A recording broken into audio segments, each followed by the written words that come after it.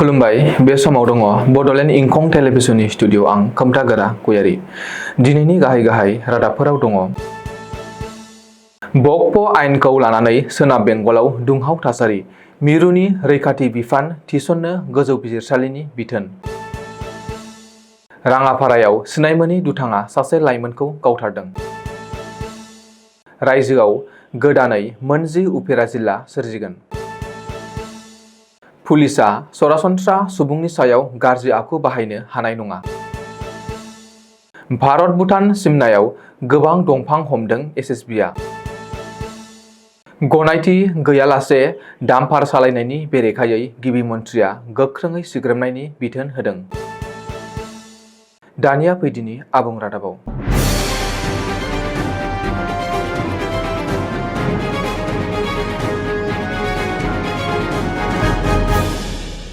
बक्पो सोदांनाय आयेनखौ लानानै हादरनाङै सोमावसारनाया सोलिगासिनो दङ। बे सोमावसारनाया नसुं रायजो सोनाब बेंगलाव गिख्रंथाव महर लादों। बक्पो आयेननि हेंथायै सोमावसारनाया सोनाब बेंगलनि माखासे ओनसोलाव हिंसानि महर लादों। बे हिंसायारि जाथायाव दासिम माखासे गारि मटर आरो सोरखारि बेसरकारि सम्पथिफोरा सेवहांगार जाबाय।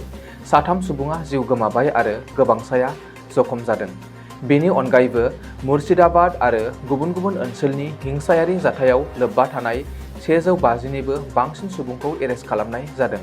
ओरैहाय सोनाब बेंगलनि गुबुन गुबुन ओनसोलाव जानाय हिंसायारि जाथायखौ नोजोर होनानै कलकाता गोजौ बिजिरसालिया मिरुनि रैखाथि बिफानखौ थिसननो थाखाय बिथोन होदों। बबेखानि सोनाब बेंगलनि थासारिया दासिमबो गुदुं आरो गाज्रिब्लाबो गासैबो कन्ट्रलाव आरो गोख्रों नोजोराव दं होननानै डिजिपिआ सुलुङाव फोरमायदों। गिबि मन्थ्रि ममता बेनार्जीआबो बक्पो सोदांनाय आयेनखौ सोनाब बेंगलाव मावफुङा होननानैबो रायजोफोरनो बाथ्रा होदों। पन्चायत बिसायख'थिनि गोख्रों बार बारफुनायनि गेजेरावनो राङापारायाव गिख्रंथाव बुथारनाय जाथाय, सिनायमोनि दुथांनि गुलियाव सासे लाइमोननि जिउ खहा। दिनै फुङाव बोखांनो हायो लाइमोननि गोथै सह'खौ। राङापारानि कल'नि साहा बागानाव थांनाय हरनि 12:30 रिंगासोआव जादों बे बुथारनाय जाथाया। मिन्थिनो हानाय बादिब्ला राङापारा कल'नि साहा बागाननि जयगुरु मन्दिरनि मोखाङाव साहा बागाननिनो सासे लाइमोनखौ गावथारदों। दुथांनि गुलियाव जिउ गोमानाय लाइमोनखौ डेभिड चांमा होननानै सिनायथिनो हायो। डेभिड चांमानि न'आ कल'नि साहा बागाननि हस्पिटाल लाइनआव। रिपर्ट बादिब्ला साखाथिनि सासे आइजोआ थांनाय हराव गुलिनि सोदोब खोनादोंमोन। बबेखानि गोथै सह'नि साखाथियाव आरो जाथायसालिनिफ्राय थरसे खालि कार्टिजबो बोखांनो हायो। ओरैहाय बे जाथायनि बागै खौरां मोननाय लोगो लोगो जायगानि पुलिसआ जाथायसालियाव थांनानै लाइमोननि गोथै सह'खौ बोखांहैयो आरो पस्टमर्टेम आनजाद खालामनो दैथायहरो। बेजों लोगोसेनो बे बुथारनाय जाथायनि सायाव पुलिसआ नायबिजिरनो जागायो। मख'नो गोनांदि पन्चायत बिसायख'थिनि बार बारफुनाय समावनो सासे लाइमोनखौ सिनायमोनि दुथाङा गावथारलांनाय जाथाया ओनसोलाव बयनिबो गेजेराव गिखांनाय थासारि सोमजिहोदों। सनिबारखालि दिसपुरनि लकसेवा भवनाव गिबि मन्थ्रि डक्टर हिमन्त बिश्व शर्मानि दैदेननायाव सप्तायारि केबिनेट मेल जानानै थाङो। बे केबिनेट मेलाव सोरखारा रायजोआव गोदानै मोन10 साब डिस्ट्रिक्ट एबा उफेरा जिल्ला सोरजिनो थाखाय थांखि लानाय जायो होननानै गिबि मन्थ्रिया खौरांगिरि मेलाव बुंथियो।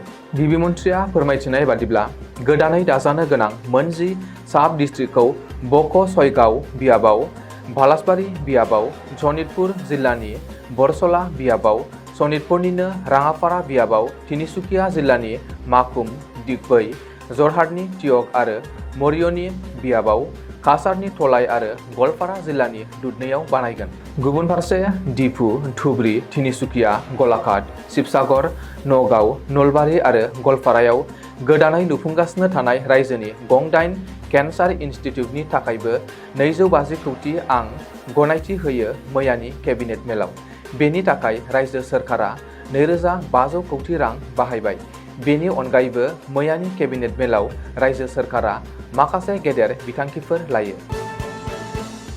पुलिसआ सरासनस्रा रायजो राजाफोरनि सायाव गाज्रि आखु बाहायनायनि सायाव गोख्रों नोजोर होदों गिबि मन्थ्रि डक्टर हिमन्त बिश्व शर्माया। पुलिसआ दानिफ्राय रावनिबो सायाव गाज्रि आखु बाहायनो हानाय नंला। पुलिसआ सोरनिबा सायाव गाज्रि आखु बाहायोब्ला बिनि सायाव गोख्रों राहा लासिगोन। जनायाव आसुनि मावथिखौ पुलिसआ गाज्रि बुनायनि सायाव बिजाथाय होनानै गिबि मन्थ्रिया पुलिसनि सायाव गोख्रों नोजोर होदों। बबेखानि पुलिसआ सरासनस्रा सुबुंनि सायाव गाज्रि आखु बाहायोब्ला बेनि हेंथायै गोख्रों राहा लागोन।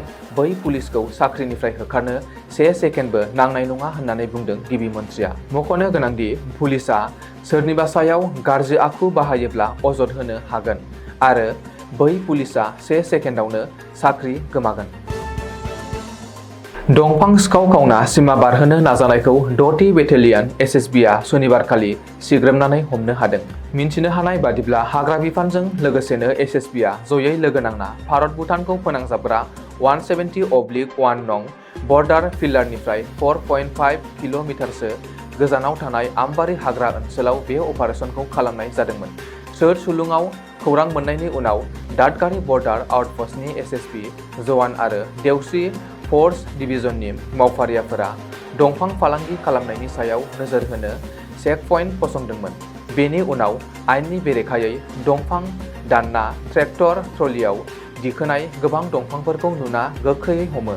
जेरैनो इनफर्समेन्ट टीमखौ सिगांजों फैनाय नुदोंमोन फालांगिरिफोरा गावसोरनि दंफां थिखोनाय गारिखौ गारनानै पुलिसनि आखाइनिफ्राय बारग'नायनि राहाजों हाग्रा फारसे जाय जेरै हागौ एरै खारदों होननानै रिपर्टआव बुंदों। दासान्दि जब्द खालामनाय दंफां आरो गारिनि सायाव नायबिजिरनो थाखाय देवस्रि हाग्रा बिफाननो गथायनानै हरनाय जायो। गिबि मन्थ्रि डक्टर हिमन्त बिश्व शर्माया बिथोन होनाय बायदियै गुवाहाटी नोगोरमानि दाब दाब जायगाफोराव गनायथि गैयालासे डाम्पार गारि सालायनायनि बेरेखायै सुनिबार मोनायाव सिग्रोमनाय जायो। मिन्थिनो हानाय बादिब्ला बावैसो जालांनाय माखासे गिख्रंथाव लामा जाब्रबथायफोरखौ बिथा खालामनानै गुवाहाटी पुलिस आरो ट्रेन्सपर्ट डिपार्टमेन्टआ जयै लोगो नांनानै बे अपारेसनखौ खालामनाय जादों। बबेखानि मोनानि समाव हान्थामेला खालामग्रा डाम्पारफोरखौ बांसिनै अपारेसन खालामना नायबिजिरनायखौ नुनो मोन्दों। जइन्ट कमिशनार आंकुर जैन, पुलिस कमिशनार मृणाल डेका आरो ट्रेन्सपर्ट डिपार्टमेन्टनि अफिसार हिमांशु दासआ दैदेननाय बे अपारेसनखौ सोहोरनि गासैबो जायगाफोराव फज'नानै होदोंमोन। जाहोनाव जाथायसालियावनो मोननाय थि फोरमानलाइ गैयै गोबां डाम्पारफोरखौ पुलिसआ सिज खालामनो मोन्दों होननानै रिपर्टआव बुंदों। बेनि अनगायैबो गोबां दाय गैयै सुबुंफोरनि जिउ खहा खालामनायनि थाखाय डाम्पार सालायनायनि फारसे अजद दिखांदों। बैफोरखौ नोजोर होनानै खुंथायआ फैबाय थानाय समफोराव गिदिर गिदिर गारि सालायनायनि सायाव सिग्रोमनाय जागोन होननानैबो थिरांथा लानाय जायो। दिनैनि रादाबा एसेनोसै। गोजोन्थों।